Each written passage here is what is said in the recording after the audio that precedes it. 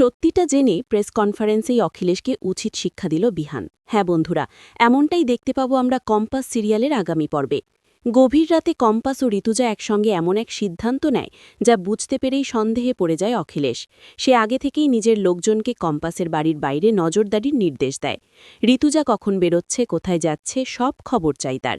অনেকক্ষণ অপেক্ষার পর গুন্ডাদের একজন দেখে কম্পাস ও ঋতুজা দুজনেই রাতের অন্ধকারে বাড়ি ছেড়ে বেরিয়ে আসছে। সঙ্গে সঙ্গেই সে অখিলেশকে ফোন করে জানায় দুজনেই কোথাও যাচ্ছেন।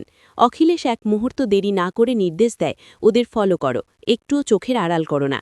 অন্যদিকে কম্পাস ও ঋতুজা যাচ্ছিল অভিজিৎ ভৌমিকের কাছে, কারণ কিছুক্ষণের মধ্যেই হতে চলেছে এক গুরুত্বপূর্ণ প্রেস কনফারেন্স। এদিকে বিহান কিছুতেই ঘরে বসে থাকতে পারে না।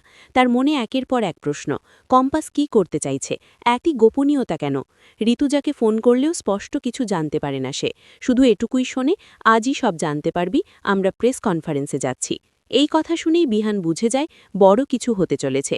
বিপদের আশঙ্কায় সে তৎক্ষণাৎ বেরিয়ে পড়ে। ফলো করতে করতে গুন্ডারা পৌঁছে যায় সেই বাড়িতে যেখানে অভিজিৎ ভৌমিক রয়েছেন। খবর পেয়েই ক্ষিপ্ত হয়ে ওঠে অখিলেশ। সেও অভিজ্ঞান দত্ত নিজেরাই রওনা দেয়, পাশাপাশি গুন্ডাদের প্রস্তুত থাকতে বলে। ঠিক যখন কম্পাস ও ঋতুজা অভিজিৎ ভৌমিককে নিয়ে প্রেস কনফারেন্সের উদ্দেশ্যে বেরোতে যাচ্ছিল, তখনই হঠাৎ হামলা চালায় গুন্ডারা।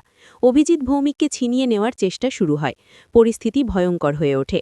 ঠিক সেই মুহূর্তেই দেবদূতের মতো হাজির হয় বিহান। একের পর এক গুন্ডাকে ধরাশায়ী করে দেয় সে। প্রবল মারপিটের মধ্যেই বিহান অভিজিৎ ভৌমিককে উদ্ধার করে ফেলে।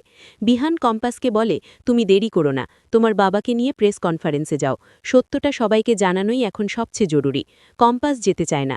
ঋতুজারও আতঙ্কে বুক কাঁপে। সে পুলিশে ফোন করে, কিন্তু পুলিশের আসার আগেই বিহান নিজের জীবন বাজি রেখে কম্পাসকে নিরাপদে বেরিয়ে যাওয়ার পথ করে দেয়। শেষ দৃশ্যে দেখা যায় দূর থেকে সবকিছু দেখে অখিলেশ ও অভিজ্ঞান দত্ত বুঝে যায় বিহান এবার পুরো খেলাটার মাঝখানে ঢুকে পড়েছে।